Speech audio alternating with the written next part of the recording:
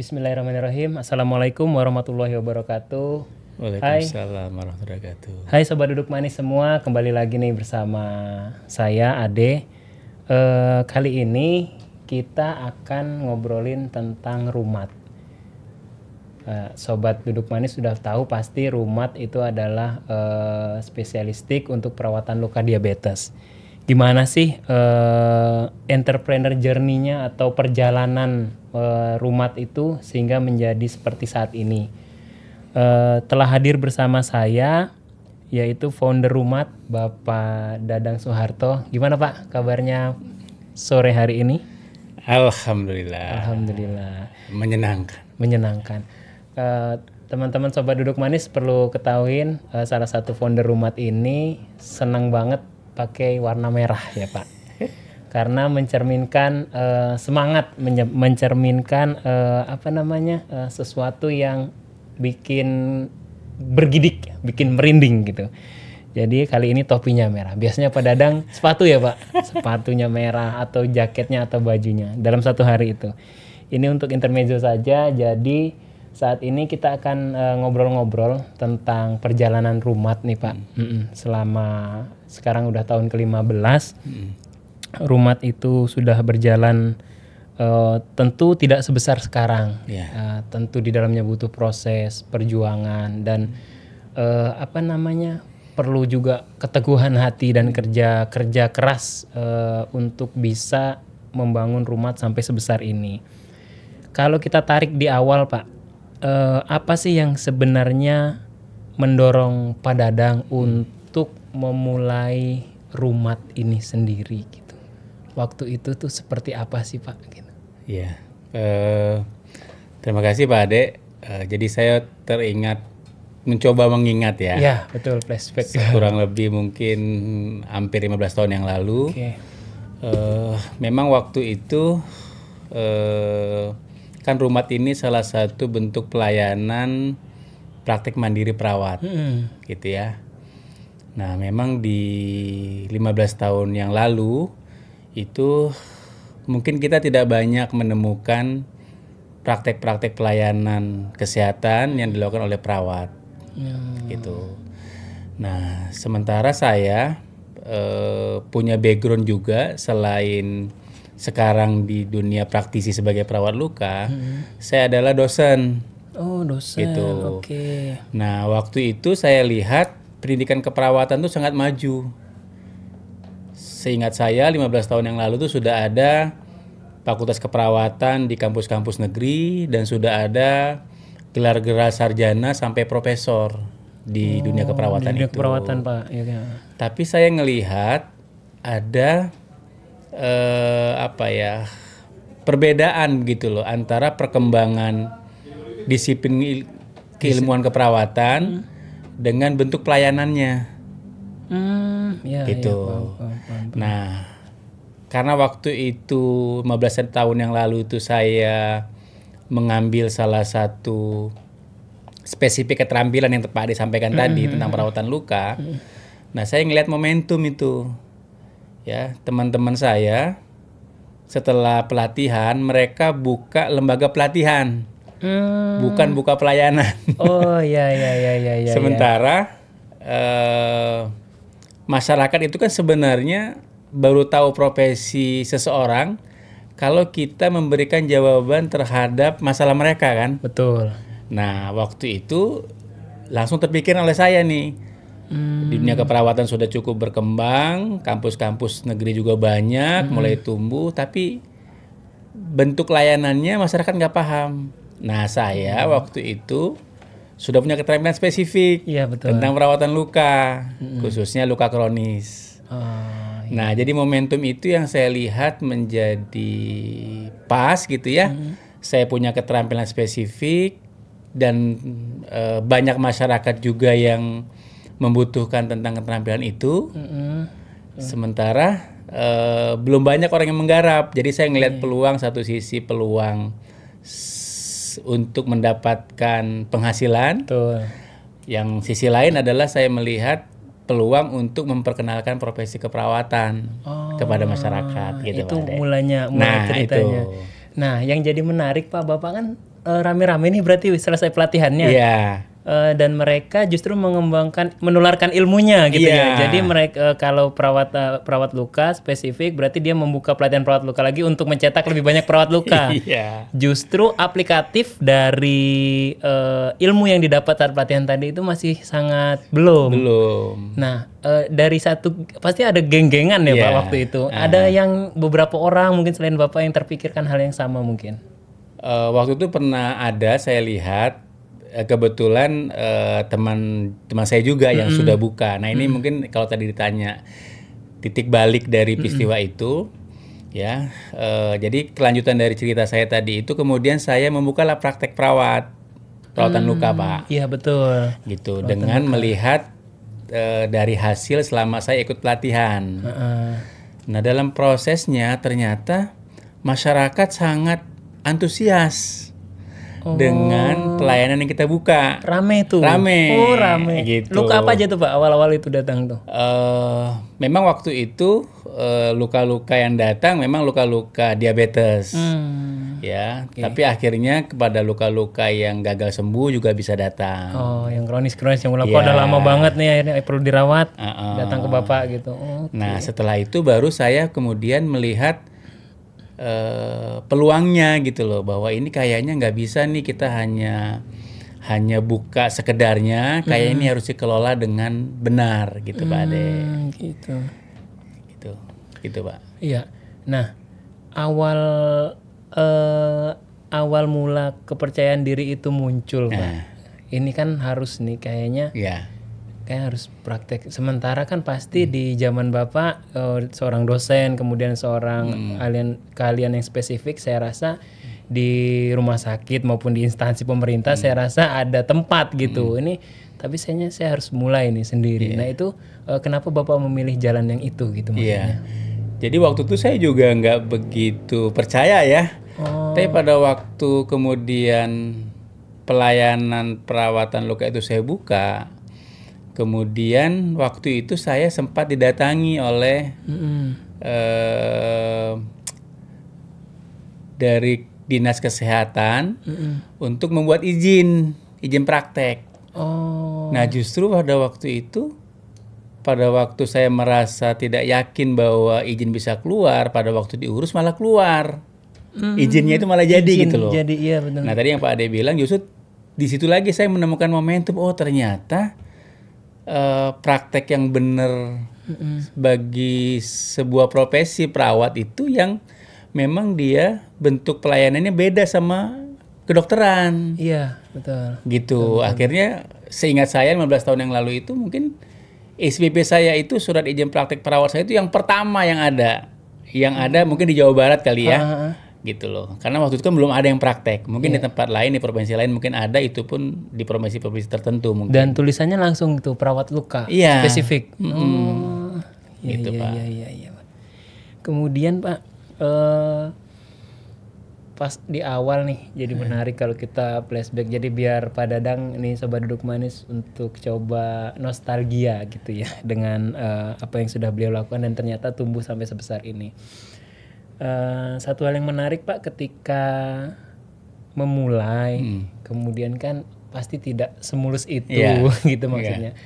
Tantangan yang paling bikin Bapak bergetar saat itu apa sih? Dan akhirnya Bapak mengalahkan tantangan itu dan ternyata bisa ternyata. Justru waktu itu saya ingat banget, tantangan itu datang dari istri saya. Oh, internal itu agak susah Sobat Manis. Kalau udah internal biasanya. Jadi waktu itu Umi bilang, praktek yang dibuka juga pasiennya nggak ada gitu kan ya. Tapi pada waktu itu sudah dilontarkan gitu ya. Kemudian memang mungkin momentumnya itu baru datang, baru kemudian saat itu bermunculanlah pasien-pasien yang datang berkunjung untuk pelayanan. Gitu Pak Ade. Jadi waktu itu saya juga bukan tipikal orang yang ini ya, yang suka dipanas-panasin gitu. Tapi saya ingat banget ada kata-kata tentang kayaknya nggak praktek kayak gini juga agak susah lah kita mau kelola gitu ya. Tapi bersama dengan itu kemudian pasien mulai percaya datang gitu Pak. Dan tantangan internal tadi mulai meluluh. Iya. Karena melihat ada kesibukan di rumah. Itu di rumah Pak posisinya waktu itu. Jadi kalau bisa digambarkan Pak, diilustrasikan rumahnya.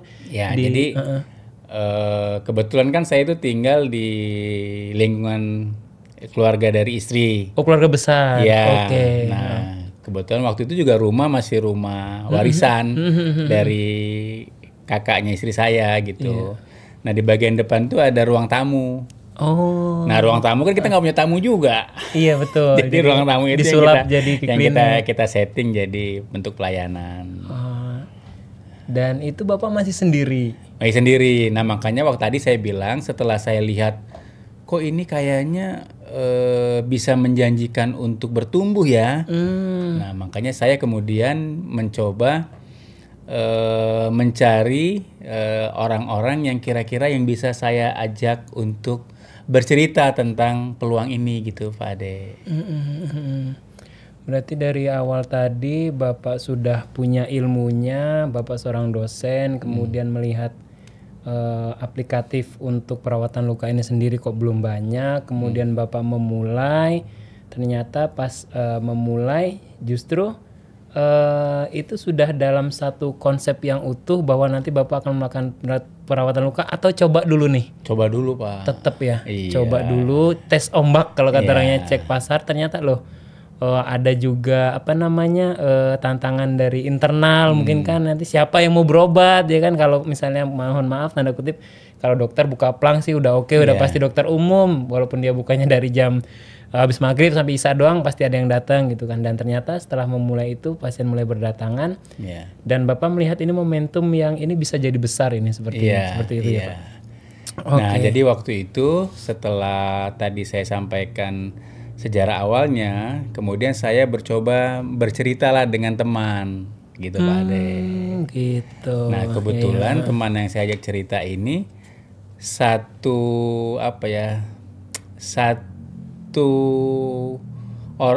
orang yang tidak begitu percaya dengan pelayanan yang sifatnya itu langsung ke tindakan medis, gitu. Kan tindakan pelayanan perawatan luka ini kan seperti alternatif pilihan ya. Iya, betul. Walaupun tindakannya tindakan medis, tapi alternatif pilihan selain tindakan amputasi kan. Iya. Nah, pada waktu saya bercerita itu kemudian ide yang saya lontarkan itu gayung bersambut gitu Pak Ade. Nah, makanya prosesnya kemudian ini terus bergulir gitu loh. Terus pelan-pelan tapi mulai tumbuh gitu ya Pak. Mulai ada bentuknya, mulai terlihat bentuknya, apa modelnya, seperti itu. Warnanya ya Pak. Mungkin untuk yang teman yang udah disepil sama Bapak Dadang tadi kita keep dulu, nanti kita akan coba lebih dalam lagi untuk episode selanjutnya. Temen yang dimaksud ini temen atau seperti apa gitu ya. Baik Sobat Duduk Manis, itu tadi untuk awal poin atau titik di mana rumat itu dibentuk dan tumbuh ya Pak. Kemudian tentu setelah terbentuk Bapak punya misi, punya visi yang lebih besar. Karena kan Bapak melihat ini bisa sepertinya nih lebih besar lagi. Jadi kemudian dari situ misi yang Bapak bawa apa Pak?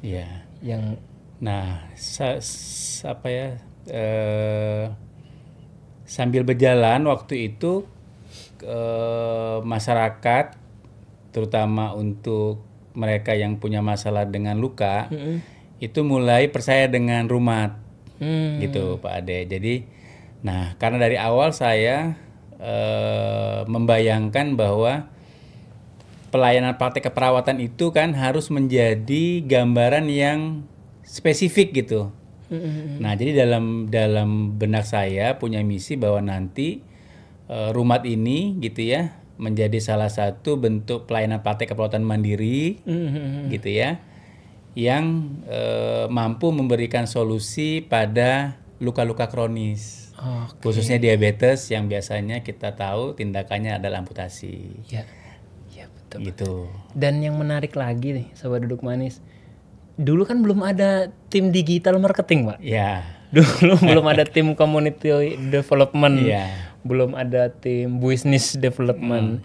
Jadi referral itu emang datang, oh saya ke rumah itu Pak Dadang kemarin waktu luka. Seperti itu Pak yang terjadi. Ya. Nah, kalau kita bicara yang tadi saya sampaikan, kita sudah pakai nama rumah, Pak.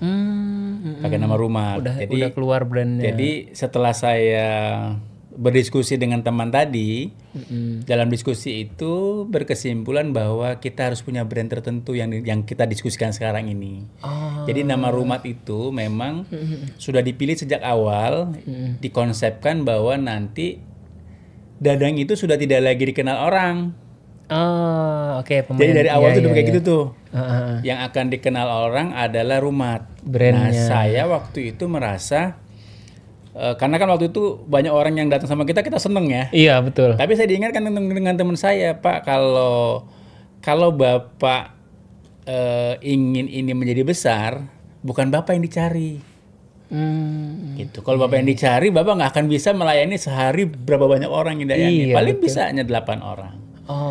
Tapi kalau brand ya yang menjadi fokus pencariannya, fokus pelayanan itu nama gitu ya, maka kita bisa buat dia menjadi seperti Pak Ade sampaikan tadi, memang setelah nama rumah itu menjadi entitas gitu ya untuk praktek perawatan luka diabetes, dan ternyata benar gitu loh bahwa orang tidak akan cari saya lagi karena waktu saya merasa tuh kita punya 2 tempat praktek, ada di Bekasi sama ada di Cikarang yang pertama kan.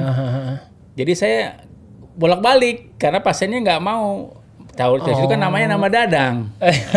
Iya. Gitu Pak Ade. Nah, dalam prosesnya akhirnya rumah inilah yang kemudian bertumbuh gitu Pak. Nah, untuk tahun-tahun tumbuh Pak. Ya. Jadi kalau kayak sebuah tanaman, nanti kalau untuk filosofi logo mungkin kita ada pertemuannya sendiri kali Pak. Banyak yang bisa diulik. Nah kalau tanaman itu untuk struggle dia tumbuh itu kan di tahun-tahun pertama Pak.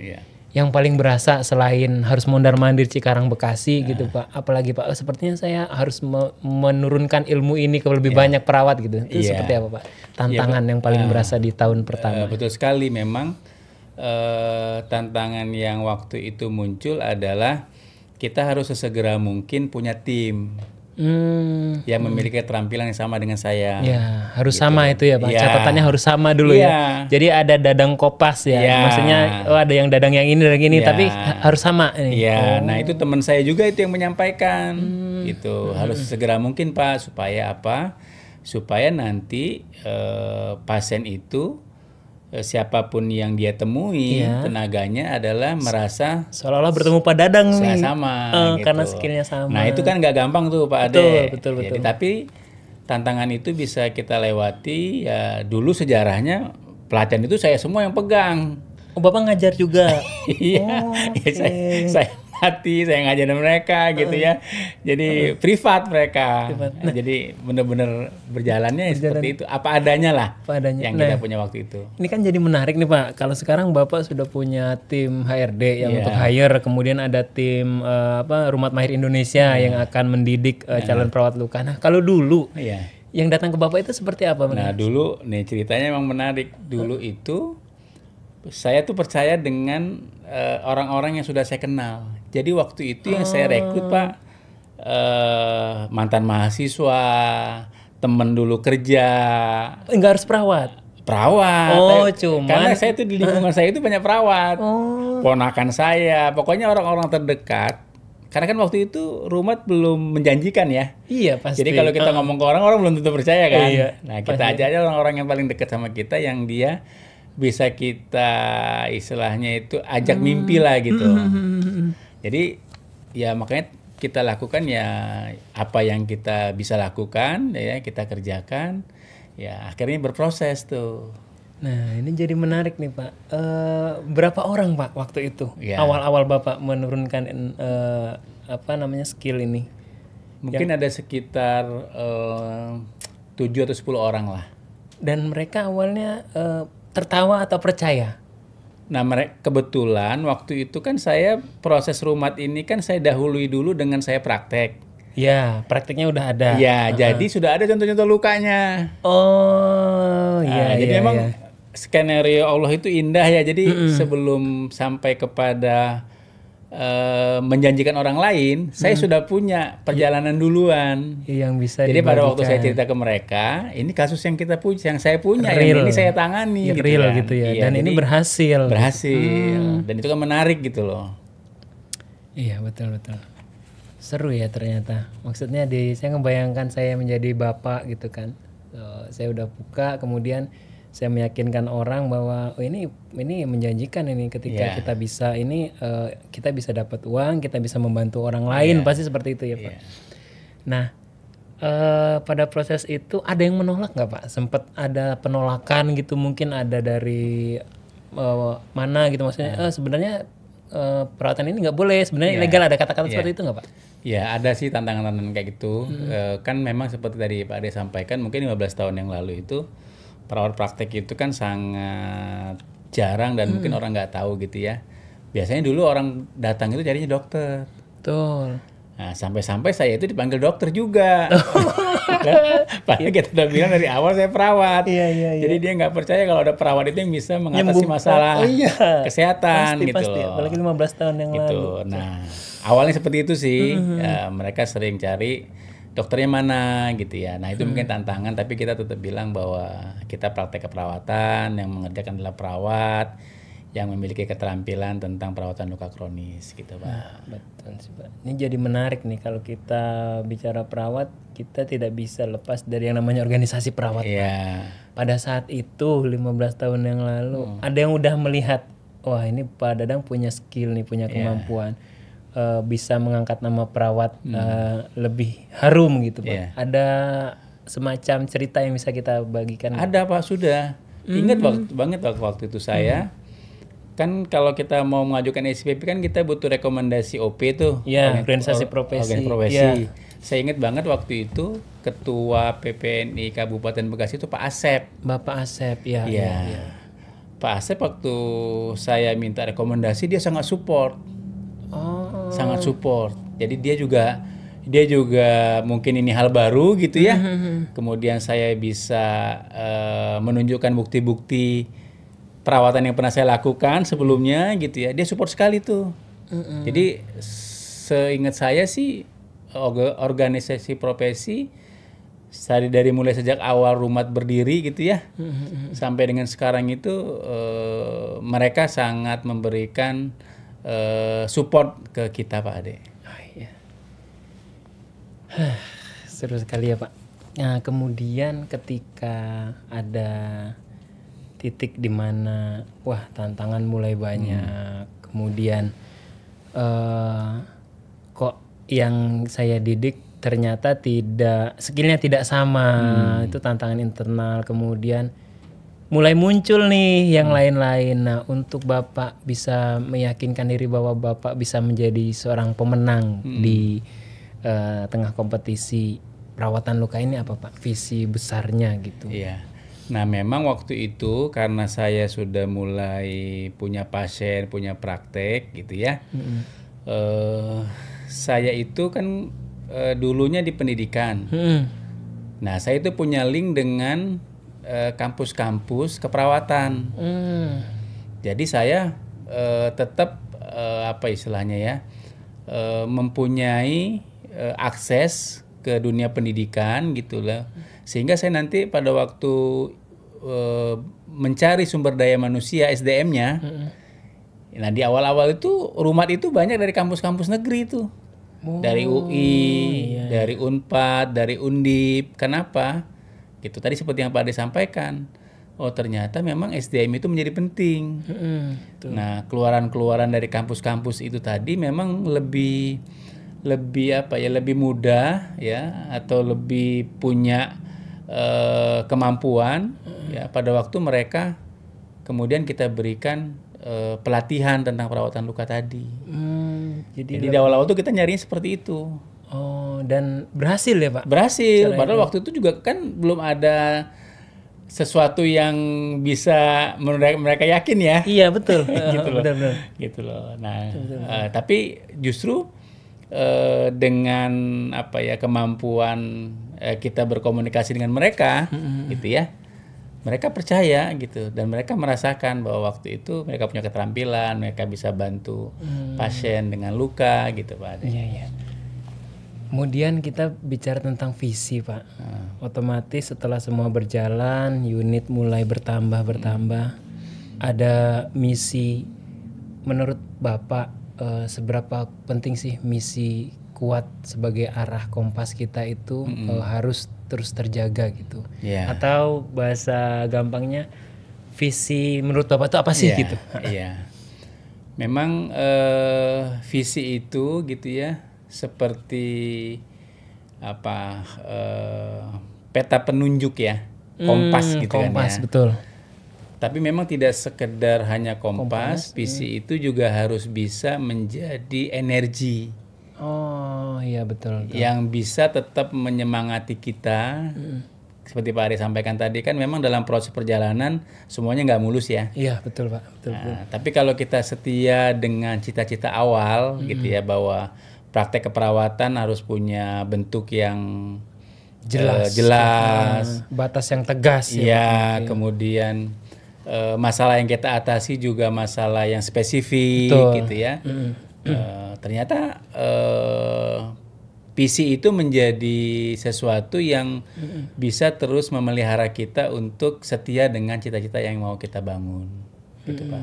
Nah, di samping itu, saya waktu itu bukan mencoba sih, seringkali menjadi pembicara.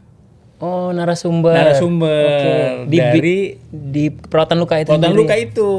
Jadi saya cerita tentang praktek keperawatan mandiri. Nah, kemudian cerita juga tentang luka-luka yang bisa diatasi. Nah, itu yang juga yang membuat akhirnya visi itu gitu ya. Iya. Terus jalan karena memang kita bisa bercerita dengan banyak orang di kampus gitu ya, untuk memberikan pemahaman bahwa perawat itu bisa loh melakukan praktek mandiri dengan spesifik memberikan masalah yang bisa kita atasi. Iya betul sih Pak. Dan perawat itu bisa membantu lebih banyak orang dengan keterampilan spesifiknya gitu ya Pak. Iya. Baik Pak, untuk visi itu sendiri, kalau visinya udah besar kemudian dijadikan itu sebagai bahan bakar, otomatis dia kan sudah punya kompetensi untuk mencapai ya Pak. Jadi kalau cuman visi doang, saya pengen ini, tapi kita tidak punya bahan bakar, kita tidak punya kemampuan untuk itu kan sama aja ya, kosong. Nah, untuk menjaga konsistensinya Pak, apakah Bapak terus belajar, terus membaca jurnal-jurnal terbaru? Karena setahu saya ilmu keperawatan itu cukup berkembang pesat ya Pak. Misalnya di Indonesia masih pakai betadine misalnya, di luar negeri ternyata udah pakai apa seperti itu. Gimana Pak untuk menjaga itu tetap menyala? Nah, salah satunya memang di perawatan luka itu seringkali ada event gitu yang dilaksanakan oleh produk-produk wound care gitu Pak Ade, untuk menyampaikan tren-tren terbaru terhadap penggunaan modern dressing. Gitu loh. Nah, kegiatan-kegiatan itu biasanya kita yang sudah praktek itu dilibatkan menjadi pembicara.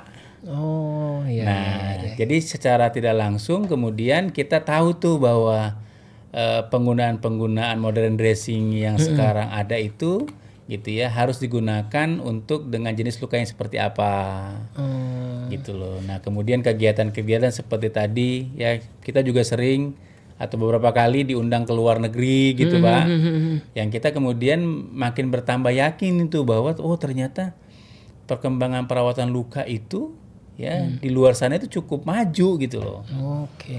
Nah, itu yang membuat kita bertambah yakin bahwa ini seperti yang kita bayangkan sebelumnya bahwa ini akan menjadi sesuatu yang besar. Gitu. Nah, intermezzo sedikit nih untuk Sobat Duduk Manis, karena kita membahas tentang journey atau perjalanan. luka di luar negeri sama nggak sih Pak sama luka di Indonesia Pak? Nah, Kalau justru kita tahu kalau saya mereka kan lihat- makan keju, Iya. makan kangkung maaf, makan keju roti, susu seperti lukanya itu seperti apa sih, Pak? Kalau saya lihat justru di Indonesia ini luar biasa. Luka-luka yang kita tangani di Indonesia, Pak, itu nggak bisa ditangani oleh perawat di luar negeri. Karena itu nanti sudah masuk kompetensi yang sangat kompleks. Oke. Jadi perawat di luar itu paling stadium lukanya mungkin ya yang masih ringan-ringan. Jadi kalau kita itu ketemu luka yang sudah harus amputasi, stadium luka yang DM itu 4 atau 5 itu jarang temui. Nah, justru kasus-kasus kita itu seringkali menjadi menarik. Oh, gitu. Iya. Gitu loh. Jadi saya juga ternyata kita itu ya di samping memang perkembangan perawatan luka itu belum begitu maju, tapi bersamaan dengan itu kesempatan kita untuk mendapatkan pengalaman merawat luka-luka dengan stadium yang parah itu justru ada di kita. Oh, justru lahannya itu di kita sendiri gitu ya, Pak. Gitu. Nah, ada nggak yang justru perawat wound care dari luar negeri yang ke kita, Pak? Ada. Pada saat itu. Biasanya mereka kan sedang ada kegiatan internasional gitu ya. Kemudian biasanya di situ kan berbagi tentang pengalaman-pengalaman yang pernah dilakukan. Oh, oke. Siap. Jadi sangat seru sekali ya Pak perjalanannya.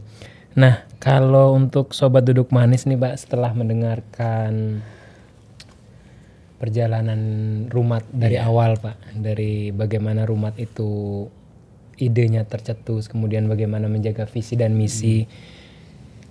Kalau mereka punya sebuah ide, tapi belum mulai apa-apa. Kalau Bapak kan ada ide, kemudian mencoba melangkah. Ternyata langkahnya itu benar dan diridhoi Allah mungkin ya Pak. Jadi semuanya mudah.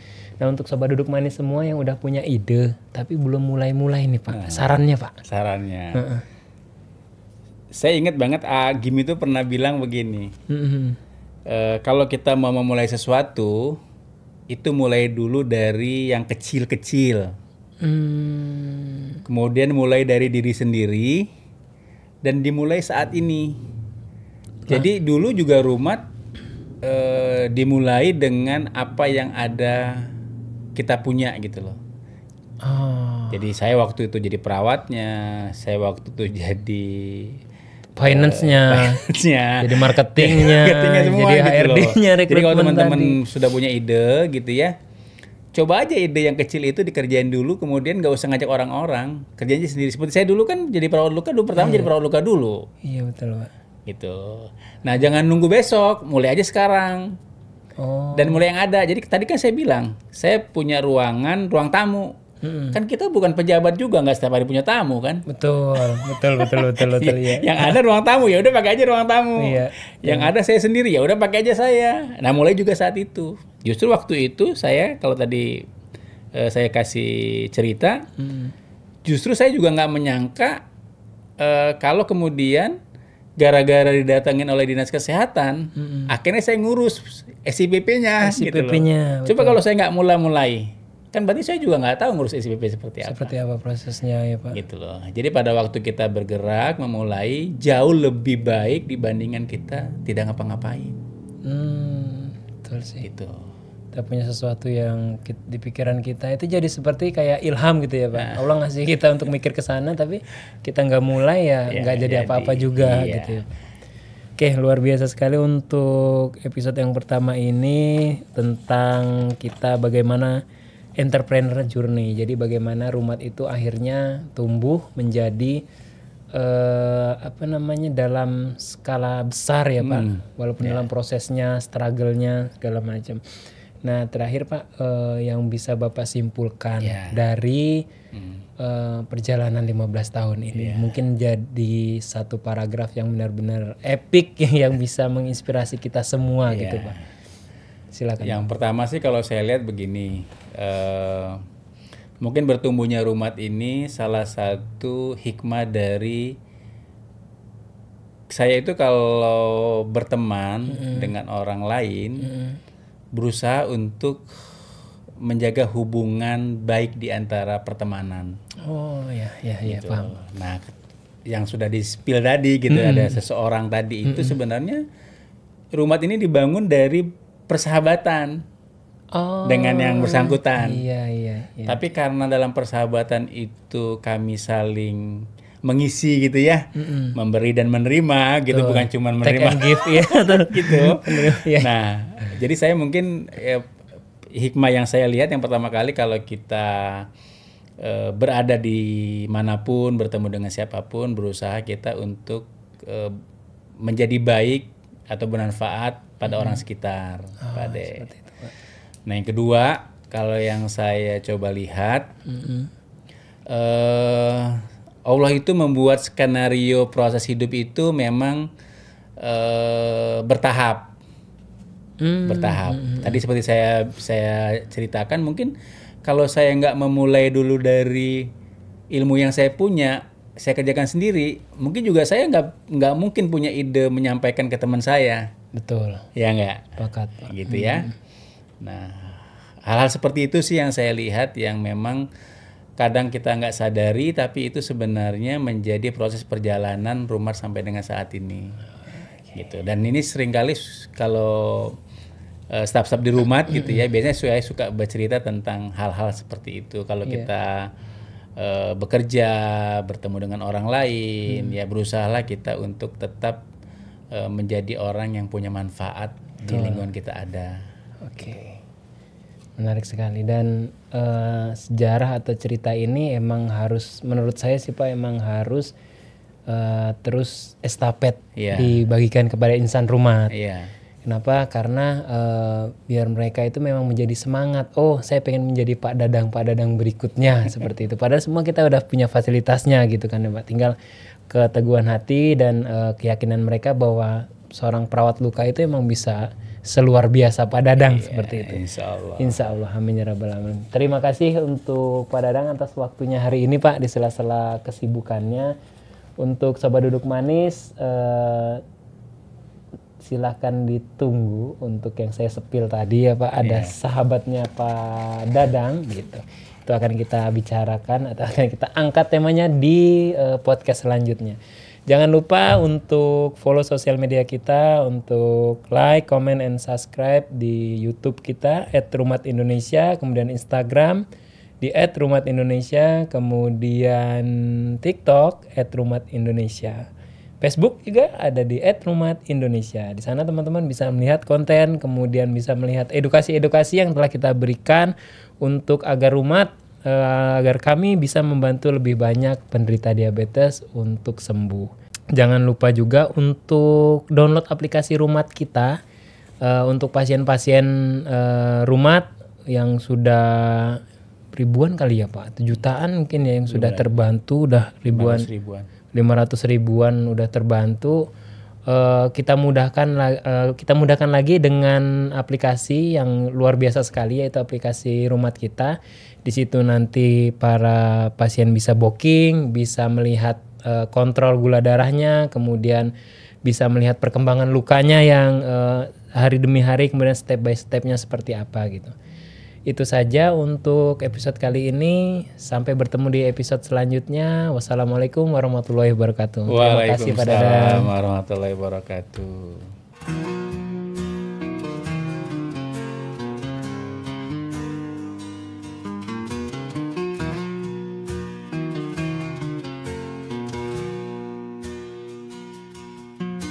Di rumah kita peduli merawat luka sepenuh hati, dengan cinta dan keahlian sembuhkan luka tanpa henti.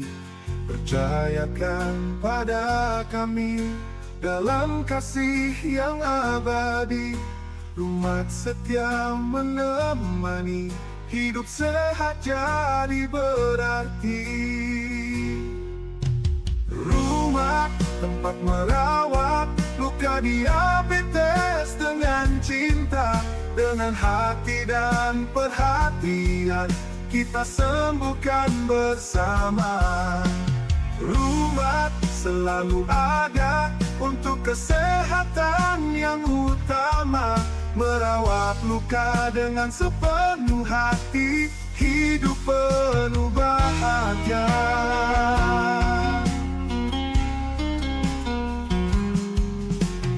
Rumah kita peduli merawat luka sepenuh hati, dengan cinta dan keahlian sembuhkan luka tanpa henti. Percayakan pada kami dalam kasih yang abadi. Rumah setia menemani, hidup sehat jadi berarti.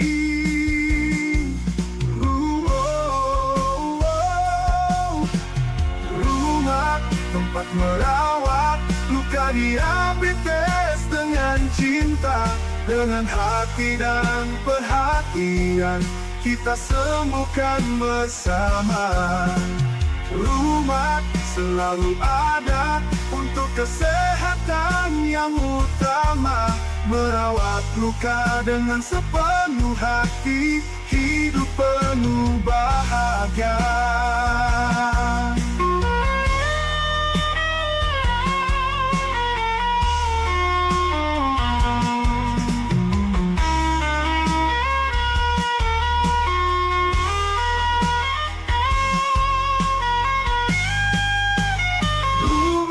Tempat merawat luka diabetes dengan cinta, dengan hati dan perhatian kita sembuhkan bersama. Rumah selalu ada untuk kesehatan yang utama. Merawat luka dengan sepenuh hati, hidup penuh bahagia. Rumah tempat merawat luka diabetes dengan cinta, dengan hati dan perhatian kita sembuhkan bersama. Rumah selalu ada untuk kesehatan yang utama. Merawat luka dengan sepenuh hati. Rumah kita peduli merawat luka sepenuh hati, dengan cinta dan keahlian sembuhkan luka tanpa henti.